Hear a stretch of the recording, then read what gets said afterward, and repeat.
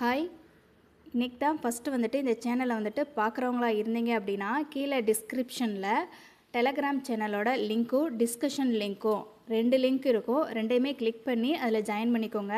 நான் அட்டன் பண்ணுற டெஸ்ட்டோட question paper அப்புறம் மெட்டீரியல்ஸ் இதெல்லாம் வந்துட்டு சேனலில் கொடுத்துருக்கேன். உங்களுக்கு வேணுன்னா நீங்கள் அதை யூஸ் பண்ணிக்கோங்க.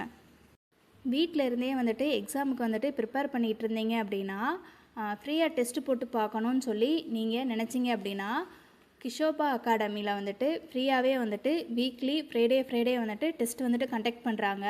இப்போ லாஸ்ட் ஃப்ரைடே வந்துட்டு ஃபஸ்ட்டு டெஸ்ட் வந்துட்டு கம்ப்ளீட் ஆகிருக்கு. நெக்ஸ்ட்டு டெஸ்ட்டு வந்துட்டு கம்மிங் ஃப்ரைடே அதுக்கான போர்ஷனுமே வந்துட்டு அவங்களோட சேனலில் வந்துட்டு கொடுத்துருக்காங்க. அதை ஃபாலோ பண்ணி படிச்சுட்டு கம்மிங் ஃப்ரைடே வந்துட்டு நீங்கள் டெஸ்ட்டு போட்டு பாருங்கள். லாஸ்ட் டைம் வந்து எக்ஸாமுக்கு படிக்கிறப்பையும் சரி, நெக்ஸ்ட்டு எக்ஸாம் ஹாலில் போய் எக்ஸாம் வந்துட்டு அட்டன் பண்ணுறப்பையும் சரி, நான் என்னென்ன மிஸ்டேக்லாம் பண்ணேன் அப்படிங்கிறத வந்துட்டு நான் வரிசையாக சொல்கிறேன்.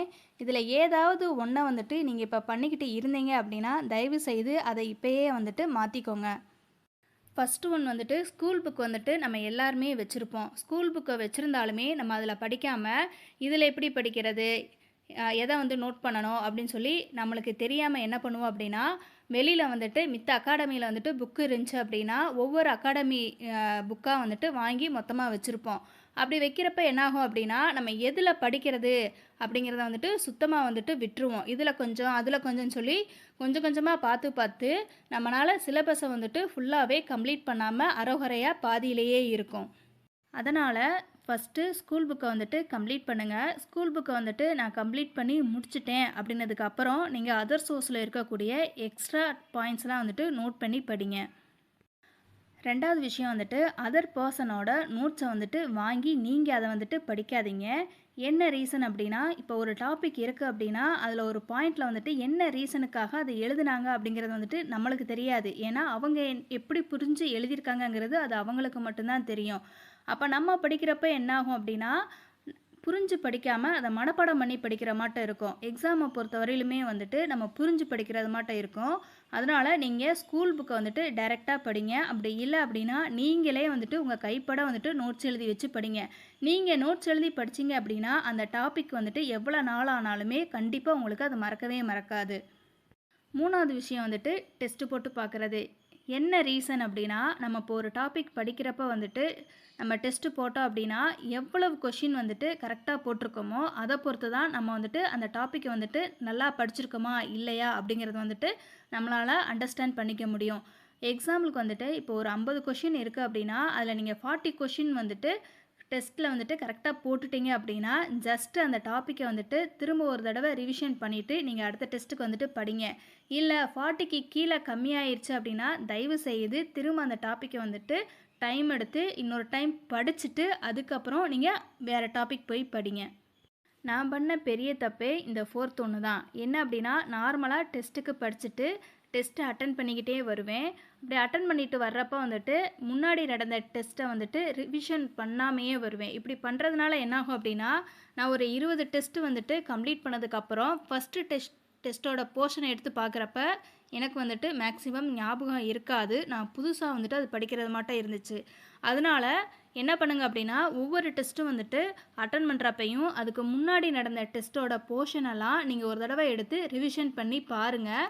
நான் வந்துட்டு இப்போ அதை வந்துட்டு ஃபாலோ பண்ணிக்கிட்டு இருக்கேன். ஏன்னா லாஸ்ட் டைம் வந்துட்டு அந்த தப்பு பண்ணதுனால இப்போ அதை வந்து நான் மாற்றிக்கிட்டேன். இப்போ ஃபஸ்ட்டு டெஸ்ட்டு அட்டன் பண்ணுறேன் அப்படின்னா அது முடிச்சதுக்கப்புறம் தான் செகண்ட் டெஸ்ட்டு படிக்கிறப்ப வந்துட்டு ஃபஸ்ட்டு டெஸ்ட்டை வந்துட்டு ரிவிஷன் பண்ணிட்டு தான் செகண்ட் டெஸ்ட்டு படிக்கிறேன். அதே மாதிரி இப்போ நான் 4th டெஸ்ட்டு படிக்கிறேன் அப்படின்னா ஃபஸ்ட்டு இருக்கக்கூடிய 3 டெஸ்ட்டையுமே வந்துட்டு ரிவிஷன் பண்ணிட்டு தான் 4th டெஸ்ட்டுக்கு படிக்கிறேன். தயவுசெய்து இந்த மாதிரி படிங்க. ரிவிஷன் அப்படிங்கிறது வந்துட்டு ரொம்ப ரொம்ப முக்கியம். அடுத்து 5th ஒன் வந்துட்டு என்ன அப்படின்னா, நம்ம டெஸ்ட்டு போட்டு பார்க்குறப்ப என்ன பண்ணுவோம் அப்படின்னா, ஒவ்வொரு கொஷினாக ரீட் பண்ணி அதுக்கான ஆன்சரை வந்துட்டு கொஷினில் மார்க் பண்ணிக்கிட்டே வருவோம். ஃபைனலாக தான் வந்து அதை எடுத்து என்ன பண்ணுவோம் அப்படின்னா ஓஎம்ஆரில் ஷேட் பண்ணுவோம். அந்த மாதிரி பண்ணாதீங்க. இப்போ ஒரு கொஷின் வந்துட்டு நீங்கள் அட்டன் பண்ணுறீங்க அப்போ ஃபஸ்ட்டு கொஷின் வந்து உங்களுக்கு ரீட் பண்ணுறீங்க அப்படின்னா அதுக்கான ஆன்சர் தெரிஞ்சிச்சு அப்படின்னா உடனே ஓஎம்ஆரில் வந்துட்டு ஷேட் பண்ணிடுங்க. அதே மாதிரி டவுட்டாக இருக்கிற கொஷினை மட்டும் வந்துட்டு பின்னாடி பார்க்குற மாட்டம் வச்சுக்கோங்க. எதுக்காக அப்படின்னா உங்களுக்கு வந்துட்டு இதில் டைம் மிச்சமாகும். நீங்கள் எல்லாமே ரீட் பண்ணிவிட்டு அதுக்கப்புறம் வந்துட்டு நீங்கள் ஷேட் பண்ணீங்க அப்படின்னா கண்டிப்பாக டைம் பத்தாது. நெக்ஸ்ட்டு 6th ஒன் பாருங்கள். நார்மலாக நீங்கள் அட்டன் பண்ணக்கூடிய அகாடமி டெஸ்ட்டாக இருந்தாலும் சரி, இல்லை டிஎன்பிசி எக்ஸாம் மெயின் எக்ஸாமாக இருந்தாலும் சரி, நீங்கள் ஃபஸ்ட்டு வந்துட்டு தமிழ் அட்டன் பண்ணி முடிச்சதுக்கப்புறம் நீங்கள் டேரெக்டாக வந்துட்டு மேக்ஸ் வந்துட்டு அட்டன் பண்ணுங்கள்.